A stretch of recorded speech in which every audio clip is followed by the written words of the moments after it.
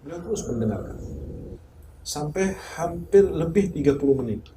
Saya dipersilakan untuk mengungkapkan apa yang menjadi permasalahan saya di dalam dakwah. Setelah saya mengungkapkan, beliau bertanya, ada lagi enggak? Saya ada, saya ungkapkan lagi. Lalu beliau bertanya, ada lagi enggak? Ketika itu masih ada, saya tambahkan lagi. Sampai tidak ada lagi permasalahan saya. Semuanya saya sudah ungkapkan. Saya kira beliau akan menjawab dengan sistem dan sebagainya dan sebagainya. Dengan kaidah dan pengalaman. Ternyata jauh dari apa yang saya bayangkan. Jawaban beliau kurang dari 1 menit. Bahkan kurang dari setengah menit. Apa yang beliau katakan? Dengan segala problematika dakwah atau hal-hal negatif yang saya alami dalam dakwah ini, beliau mengatakan, berapa malam dari Muharram tahun lalu sampai Muharram kamu sekarang berhadapan dengan saya, ada berapa malam kamu tidak nangis kepada Allah Subhanahu wa taala?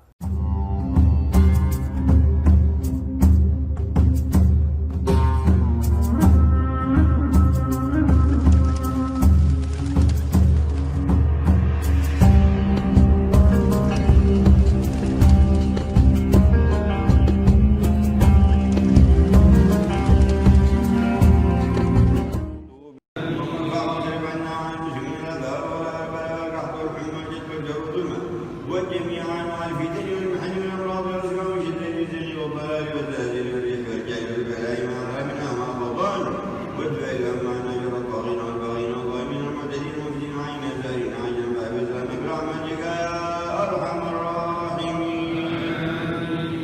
وصلى الله على سيدنا محمد النبي الامي واله وصحبه وسلم. الله اكبر.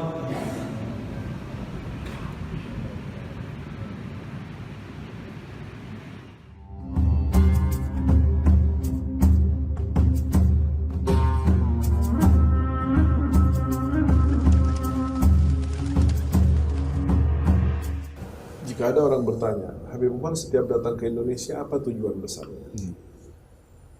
Dari beberapa belas tahun yang lalu, Habib Umar sudah membuat satu formula dakwah yang beliau namakan dengan Majlis Muwasalah Baina Ulama Muslimin. Majlis silaturahmi antar ulama-ulama Islam. Apa apa muwasalah itu? Muwasalah itu, kalau saya melihatnya bahwa muwasalah itu adalah satu formula dari pengalaman Habib Umar selama 30 tahun keliling di berbagai negara di dunia, lalu melihat permasalahan-permasalahan di negara-negara yang beliau kunjungi. Beliau melihat permasalahannya hampir sama. Lalu kemudian dari penelitian, dari hasil istikharah beliau kemudian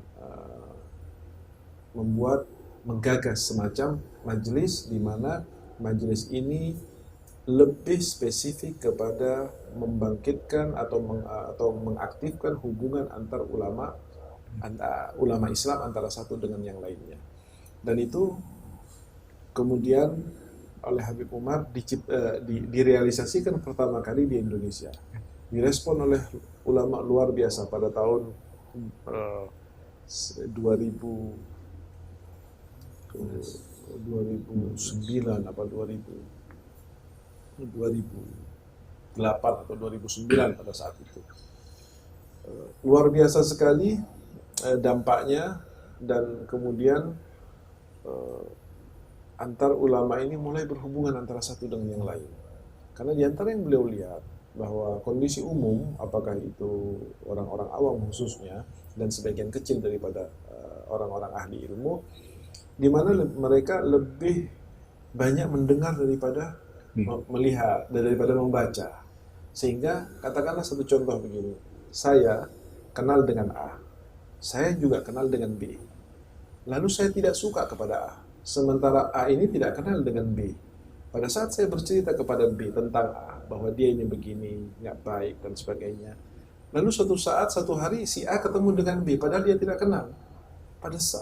Pada kala dia tahu, oh ini berarti yang diceritakan oleh si teman saya itu, si A ini, timbul tidak suka dalam hatinya. Padahal dia tidak punya urusan dengan orang ini. Nah, hal-hal yang seperti ini ketika terjadi di antara ulama misalnya, diakibatkan karena kebuntuan komunikasi. Maka yang dilihat oleh Habib Umar, semua permasalahan yang terjadi pada umat di beberapa negara ini, sebab utamanya adalah kurangnya kontrol dari para alim ulama terhadap umat, yang mana alim ulama itu mengalami kontrol yang lemah terhadap umat karena kurangnya komunikasi antara satu dengan yang lain. Sehingga Majelis Muwasalah yang digagas oleh Habib Umar ini bukan merupakan organisasi baru, tidak. Bukan membawa satu misi tertentu, tidak. Tapi ini hanyalah sebuah wadah untuk bagaimana menjadi ajang silaturahmi antara ulama satu dengan ulama yang lainnya. Dan alhamdulillah pertama kali yang merespon adalah Nahdlatul Ulama, dan itu sangat menggembirakan Habib Umar, karena Habib Umar sadar betul bahwa ulama di Indonesia itu wadah terbesarnya adalah Nahdlatul Ulama. Bahkan sampai saat ini pun masih terjalin hubungan yang baik dengan Nahdlatul Ulama, di mana dari mulai tingkat PB sampai ke tingkat wilayah, Habib Umar diizinkan secara resmi oleh organisasi Jamiah Nahdlatul Ulama untuk memberikan streaming. Dan pada saat itu diizinkan, Habib Umar memilih kitab yang betul-betul bernuansa Nahdlatul Ulama, yaitu karangan karya daripada pendiri ulama, yaitu Hadratus Syekh Kiai Hasyim Asy'ari. Lalu ada sedikit hal-hal yang disimpulkan oleh Habib Umar. Ketika sudah mulai ada komunikasi antara ulama satu dengan yang lainnya, Habib Umar mengingatkan ada tiga hal. Ada tiga hal yang perlu untuk direalisasikan masing-masing oleh para alim ulama, untuk direview lagi, atau direfresh, atau kekurangannya disempurnakan. Pertama, ilmu. Yang kedua, mengamalkan ilmu. Dan yang ketiga, mensucikan batin. Ketika seorang ulama, dia memiliki ilmu yang mumpuni, lalu yang kedua, dia mengamalkan ilmunya sesuai dengan yang diajarkan oleh agama, lalu yang ketiga, dia memiliki kebersihan batin, kesucian hati, tidak ada sombong, tidak ada keinginan berlebihan terhadap harta dan jabatan, tidak ada rasa benci terhadap ulama atau orang lain, tidak ada di dalam hatinya terkecuali keinginan untuk diridhoi oleh Allah dan Rasulnya. Maka kemudian ini akan menjadi satu energi yang luar biasa, yang kalau kita sudah merencanakan rencana sampai tingkat 5 misalnya, tetapi dengan ilmu, amal, dan kesucian hati ini, Allah akan memberikan pertolongan, dan itu dalam waktu yang sangat singkat sekali, banyak hal yang bisa terjadi dengan pertolongan Allah Subhanahu wa Ta'ala. Di dalam Islam dan para alim ulama sangat yakin sekali apa yang ditolong oleh Allah, siapa yang ditolong oleh Allah, maka dia akan berhasil dengan sangat baik. Tetapi apapun rencana dan persiapan kita, kalau kita ditinggalkan oleh Allah, tidak ditolong oleh Allah, maka kesulitan demi kesulitan akan kita alami, dan hasil yang tidak baik itu yang akan menjadi akhir daripada pencapaian kita. Sehingga dibutuhkan sekali satu kepasrahan total kepada Allah Subhanahu wa Ta'ala, didasari dengan keilmuan dan kebersihan batin. Ada satu pengalaman pribadi saya dengan beliau. Ketika saya pindah ke Kuningan, lalu mulai membangun pesantren, satu saat saya ketemu dengan beliau pada saat beliau berkunjung ke Indonesia, kira-kira 5-6 tahun yang lalu, di mana saya sebagai orang baru menghadapi beberapa hal yang terkait dengan dakwah dan hal-hal lainnya. Saya coba untuk mengutarakan kepada beliau sebagai guru saya, tentang kondisi pribadi, kondisi pesantren, dan kondisi dakwah. Tentunya lebih banyak hal yang tidak enak yang saya utarakan daripada hal-hal yang bersifat prestasi atau positif. Banyak yang negatif. Beliau terus mendengarkan. Sampai hampir lebih 30 menit. Saya dipersilakan untuk mengungkapkan apa yang menjadi permasalahan saya di dalam dakwah. Setelah saya mengungkapkan, beliau bertanya, ada lagi enggak? Saya ungkapkan lagi. Lalu beliau bertanya, ada lagi nggak? Ketika itu masih ada, saya tambahkan lagi. Sampai tidak ada lagi permasalahan saya. Semuanya saya sudah ungkapkan. Saya kira beliau akan menjawab dengan sistem dan sebagainya dan sebagainya. Dengan kaidah dan pengalaman. Ternyata jauh dari apa yang saya bayangkan. Jawaban beliau kurang dari 1 menit. Bahkan kurang dari setengah menit. Apa yang beliau katakan? Dengan segala problematika dakwah atau hal-hal negatif yang saya alami dalam dakwah ini, beliau mengatakan, berapa malam dari Muharram tahun lalu sampai Muharram kamu sekarang berhadapan dengan saya, ada berapa malam kamu tidak nangis kepada Allah Subhanahu wa Ta'ala? Itu yang membuat saya terkejut sekali. Saya tidak menyangka, tetapi sekaligus saya disadarkan. Lalu saya coba review kembali tentang apa yang beliau ajarkan kepada kami, baik selama kami di Tarim maupun setelah kami pulang dan beliau berkunjung ke Indonesia, bahwa kita hanya berikhtiar. Kita tidak akan mampu menjadikan orang baik. Kita tidak akan mampu mengislamkan orang. Kita tidak akan mampu menjadikan seorang ahli maksiat menjadi ahli taat. Kita hanya punya batasan menyampaikan kebaikan-kebaikan itu. Tetapi yang akan menjadikan orang itu baik atau tidak hanya Allah Subhanahu wa Ta'ala. Dan itu hak prerogatif Allah Subhanahu wa Ta'ala. Kalau sudah demikian permasalahannya, maka alangkah naifnya, alangkah lemahnya, alangkah sia-sianya seorang dai yang mempunyai tugas memperbaiki umat, sementara dia lupa bahwa yang berhak memperbaiki dan memberikan kebaikan itu adalah Allah, lalu dia tidak punya sambungan batin dengan Allah Subhanahu wa Ta'ala. Hanya teori saja.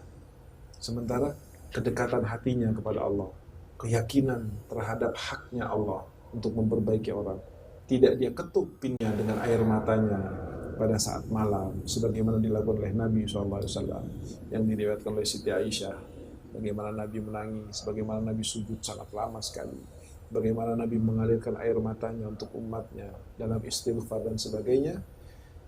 Maka ini adalah merupakan akan menjadi sesuatu yang sia-sia. Beliau pernah menyatakan kepada saya, barang siapa yang bersandar kepada Allah, maka Allah akan mengambil alih pekerjaannya. Tetapi barang siapa yang bersandar kepada akalnya, kemampuan selain Allah Subhanahu wa Ta'ala, maka Allah akan memberlakukan hukum sebab dan akibatnya. Sunnatullah. Apa itu? Yang kuat dia akan menang, yang siap dia akan unggul. Namun sejarah Nabi SAW selama 23 tahun dakwah beliau telah mengajarkan kepada kita, nggak ada kesiapan yang dimiliki oleh Nabi, walaupun setiap hal Nabi selalu unggul. Dalam perjanjian Nabi unggul, di dalam peperangan Nabi unggul, di dalam dakwah Nabi unggul. Dan itu pada kondisi Nabi lemah persiapan. Ini menjadi satu pelajaran yang diajarkan oleh guru kami kepada kami, bahwa siapapun kamu tanpa Allah, kamu lemah. Selemah apapun kamu, jika bersama Allah, maka tidak ada satu kekuatan pun yang akan mampu untuk memadamkan atau akan merobohkan kami. Dan itu keyakinan di dalam dakwah yang ditanamkan oleh beliau kepada kami. Amma yarahum kaifa yatabadaruna ila ta'atihi wa kaifa yastaqbilunahu wa yuwaddi'unahu sallallahu alaihi wa alihi wasallam. Dan jika dia langsung melihat bagaimana para sahabat sangat ta'zim, sangat taat dan berebut-rebut untuk melaksanakan perintah Nabi dan apa yang dikehendaki Nabi, dilihat langsung keadaan suasana seperti itu. Kemudian Nabi SAW tiap kali mendatangi di mana dia diikat di situ. Kemudian Rasulullah menawarkan kepada tawanan ini untuk masuk Islam. فكان يقول له يا محمد تقتلني تقتل ذا دم وإن تمنن على شاكر وإن أردت المال فاطلب ما شئت. Kemudian dia menjawab, ya Muhammad, kalau engkau mau membunuh aku, ketahuilah kalau kamu bunuh, saya punya darah yang banyak, silahkan bunuh. Tapi kalau engkau menyelepaskan aku, kau melepaskan orang yang bisa berterima kasih kalau kamu lepaskan. Dan kalau kau ingin harta, minta apa saja saya akan kasih harta. وكانت الأحاسيس قد غيرت فكره واتجاهه.